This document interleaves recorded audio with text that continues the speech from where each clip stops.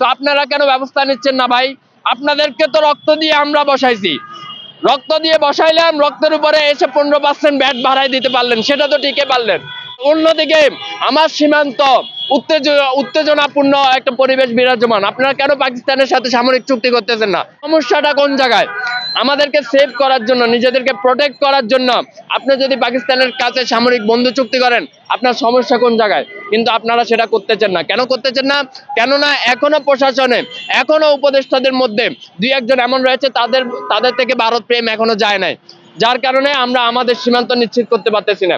শুধুমাত্র সীমান্তর কথা যদি একটু আলাদা দিয়ে রেখে আমরা যদি দেশের পরিস্থিতি বিবেচনা করি, দেশটাও তো একটা আনস্টেবল পরিস্থিতি বিরাজমান, রাইট?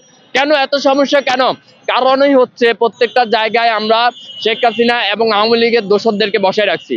যতক্ষণ পর্যন্ত এই বাংলাদেশে প্রত্যেকটি পজিশনে আওয়ামী লীগের দোসর এবং শেখ হাসিনার দোসর বসে থাকবে, ততক্ষণ পর্যন্ত এই দেশের স্টেবিলিটি আসবে না, ততক্ষণ পর্যন্ত এই দেশের সীমান্ত নিরাপদ হবে না। যেখানে আমার দেশের নাগরিককে সীমান্তে গুল্লি করে মারে, সেখানে এর পরের দিন আপনারা ইলিশ পাঠান ওই দেশকে ভালোবাসা দেখানোর জন্য। মানুষের পালস বুঝতে শিখেন।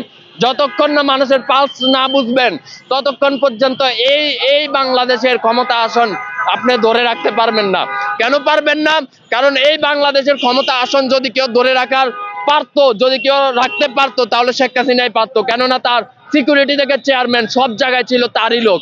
আর আপনি এমন একটা জায়গায় এসেছেন যেখানে সিকিউরিটি থেকে চেয়ারম্যান সবগুলো শেখ হাসিনার লোক, আর অথচ আপনি কোনো ব্যবস্থা নিচ্ছেন না, নিশ্চিন্তে আপনার হানিমুন পিরিয়ড স্টেইং করতেছেন। এটা তো হতে পারে না, তাই না? তো সেক্ষেত্রে আমি আমাদের সরকারের দৃষ্টি আকর্ষণ করব, হোক সেটা সীমান্ত স্টেবিলিটি, হোক সেটা বাংলাদেশের স্টেবিলিটি, প্রত্যেকটা পজিশন থেকে আওয়ামী লীগের দোসরদেরকে সরাই দিতে হবে। বেসিক্যালি সীমান্ত নিরাপত্তার জন্য আপনাকে অবশ্যই পাকিস্তানের কাছে সামরিক বন্ধু চুক্তি আপনাকে অবশ্যই অফিসিয়ালি ভাবে করতে হবে।